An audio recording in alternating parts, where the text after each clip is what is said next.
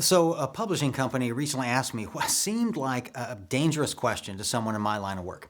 And that question was this: what are the most important 10 stories any leader needs to be able to tell at a moment's notice? Now, that may seem innocuous enough, but I spend most of my professional time teaching business people how to tell better stories. And in answering that question, I have to admit that the truth is, what story you tell is far more important than how you tell it. And in my first three books, I covered 70 different types of stories and gave a total of about 250 examples. Now, that's a lot of stories, and I think good leaders need a lot of stories to lead well. But that doesn't mean that all stories are equally important. So I spent some time thinking about which stories my executive clients most often ask me for help with and which ones are absolutely critical to the success of a company. And then I followed through with their request to write a book about those 10 stories, but I think it's an important enough list that I wanted to just share the whole list here so that you can start thinking about what these 10 stories might look like for you.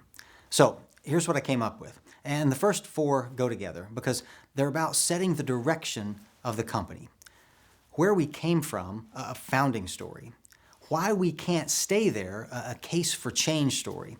Where we're going, right, a vision story. And how we're going to get there, a strategy story.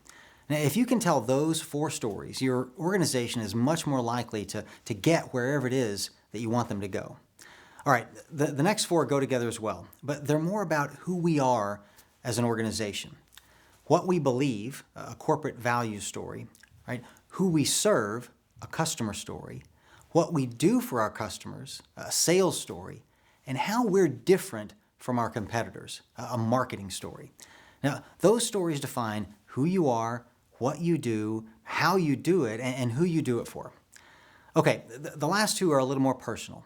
Why I lead the way I do, a personal leadership philosophy story, and why you should want to work here, a recruiting story. All right, those stories help make sure that talented people want to work with you and that they'll embrace and follow your leadership.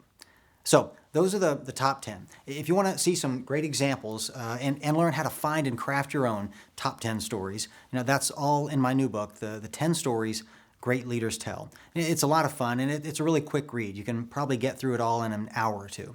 So let me know in the comments, what you think about the list. Which ones do you think are the most important? Which ones do you struggle with? And what stories would you add to that list?